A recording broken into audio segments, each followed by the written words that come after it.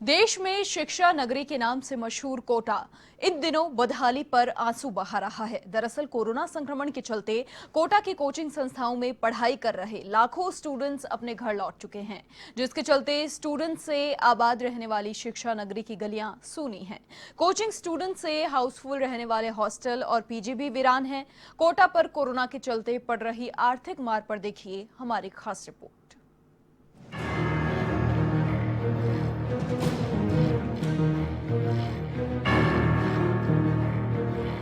हमारा लाइट का बिल निकालना भारी पड़ रहा है।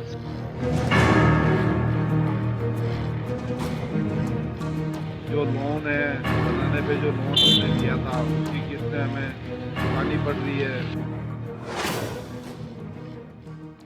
कोरोना के कहर के बाद में कोटा शिक्षा नगरी के हालात बहुत खराब हैं, क्योंकि कोटा शिक्षा नगरी सिर्फ और कोटा का व्यापार सिर्फ शिक्षा के इर्द गिर्द ही घूमता था। पहले औद्योगिक नगरी हुआ करती थी, औद्योगिक नगरी से कोटा शिक्षा नगरी में बना और शिक्षा नगरी ने कोटा को उभारा। यहाँ का जो भी व्यवसाय है वो कोटा कोचिंग के इर्द गिर्द घूमता है। लॉकडाउन के बाद में 2 लाख से अधिक बच्चे घरों की ओर पलायन कर चुके। पलायन करने के बाद में अब शिक्षा नगरी वीरान सी नजर आ रही है। मार्च 2020 से पहले शिक्षा नगरी कोटा में सब कुछ ठीक चल रहा था। सुबह कोचिंग छात्रों का पढ़ाई के लिए निकलना, शाम को घूमना फिरना और मौज मस्ती करना आम बात थी। इससे शहर के बाजार भी गुलजार थे। तो वहीं कोचिंग छात्रों को पढ़ाई के तनाव से उबारने के लिए भी शहर में कई तरह के आयोजन हुआ करते थे और ये आयोजन शहर की रौनक को 4 चांद लगाते थे। लेकिन वैश्विक मारी कोरोना की काली छाया शिक्षा नगरी पर ऐसी पड़ी कि कोटा के गुलजार रहने वाले बाजारों में सन्नाटा पसर गया। कोविड-19 के संक्रमण के बाद शहर से लाखों स्टूडेंट्स का धीरे धीरे पलायन क्या हुआ कि मानो आज पूरा शहर वीरान सा हो गया। शहर की गलियों में पसरा सन्नाटा कुछ यही बयां कर रहा है। यही अभी इससे रिलेटेड जितने भी बिजनेस थे अभी सब डाउन है। अभी डायरेक्टली इनडायरेक्टली सभी बिजनेस जुड़े हुए हैं इससे। कुछ डायरेक्टली इनडायरेक्टली अब इतने बच्चे हैं तो कहीं ना कहीं सारा जो उनका जो एक्सपेंसेस रहते थे वो कोटा में इसी एरिया में आपस में बंटते थे, तो सब पे प्रभाव पड़ा है। डायरेक्टली तो यहाँ राजीव गांधी हुआ या इस नए कोटा में पूरा है और इनडायरेक्टली पूरे कोटा में फर्क पड़ा। जब कोरोना महामारी चालू हुई थी, जब बच्चे थे, बच्चों की सुरक्षा को देखते हुए जैसे यहाँ के शिक्षा संस्थानों और सरकार ने इनका पलायन करा, उस समय हमारा जो व्यापार है धीरे धीरे गिरता चला गया। उसके हिसाब से आज प्रेजेंट टाइम की हमारी स्थिति है, हमारा लाइट का बिल निकालना भारी पड़ रहा है, हमें हमारा घर चलाना भारी पड़ रहा है। दिन भर में 200-300 रुपये की इनकम होती है, कोई नहीं। सिर्फ एक उम्मीद में कि आने वाले समय में वापस से हमारा व्यापार उठेगा, शिक्षा संस्था वापस से सुचारू रूप से चालू होगी और हमारे वापस से अच्छे दिन आने की उम्मीद में हम सिर्फ उम्मीद में बैठे। दरअसल कोटा शहर में शिक्षा ही लोगों के जीवन यापन का प्रमुख जरिया है। सैकड़ों कोचिंग संस्थानों के चलते शहर के अन्य व्यवसायों की बुनियाद भी कोचिंग स्टूडेंट्स पर ही टिकी थी। कोटा की कॉलोनियों में लोगों ने गली गली में स्टूडेंट्स के रहने के लिए हॉस्टल और पीजी संचालित कर रखे हैं। कॉलोनी के नुक्कड़ पर चाय की दुकान से लेकर खाने पीने के लिए रेस्टोरेंट्स तक इन्हीं स्टूडेंट्स की सुविधा के लिए खोले गए। इनसे स्टूडेंट्स को सुविधाएं मिली तो स्थानीय लोगों को भरपूर रोजगार भी मिला। लेकिन कोरोना संक्रमण के डर से स्टूडेंट्स के पलायन के बाद से कोटा की चौपाटियां सूनी पड़ी हैं। शहर का 90% व्यापार चौपट हो गया है।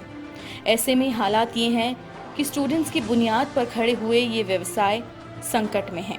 साथ ही इनसे जुड़े लोगों के सामने रोजी रोटी का संकट भी खड़ा हो गया है।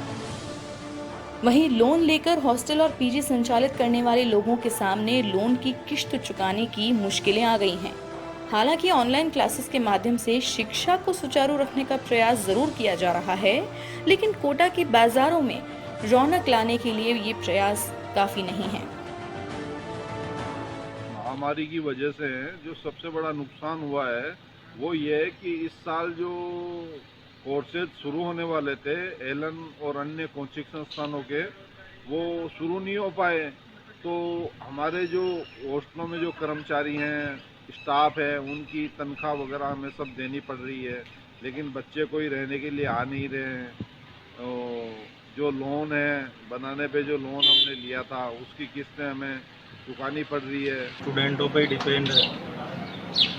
अभी तो जैसे ही 5-6% बिजनेस है, बाकी सब बिजनेस खत्म हो गया। कितना बिजनेस हुआ करता था पहले?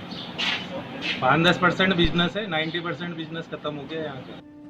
किसी जमाने में औद्योगिक नगरी के नाम से प्रसिद्ध कोटा अब शिक्षा नगरी के नाम से मशहूर है, जिसके चलते चलते धीरे धीरे शिक्षा ही कोटा का मुख्य कारोबार बन गई, जहां जेईई मेंस, आईआईटी, पीएमटी सहित विभिन्न प्रतियोगी परीक्षाओं की तैयारियों के लिए देश भर के कोने कोने से लाखों छात्र यहां कोचिंग के लिए पहुंचने लगे। कोटा में इन दिनों प्रतियोगी परीक्षाओं के परिणाम के बाद ढोल नगाड़ों की गूंज सुनाई देती थी। सफलता के जश्न से कोटा में उत्साह का माहौल होता था, तो वहीं आज कोरोना की मार के चलते सन्नाटे के बीच सूने पड़े बाजारों को फिर से गुलजार होने का इंतजार है।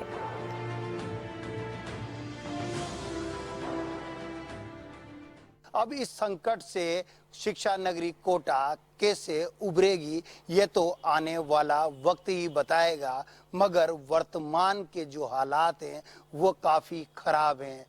कोटा के जो लोग हैं बच्चों पर निगाह लगाए हुए हैं, एक टकटकी लगाए हुए देख रहे हैं कि कब कोटा बच्चों से गुलजार होगा, फिर वही कोटा में बच्चों की आवक होगी और यहाँ के हॉस्टल और यहाँ के व्यापारिक प्रतिष्ठानों में बच्चों की आवक जावक होगी और कोटा को फिर एक नए पायदान पर शिक्षा नगरी वापस खड़ा करेगा। कैमरामैन दीपक के साथ राजेंद्र भारद्वाज, A1 के लिए कोटा से।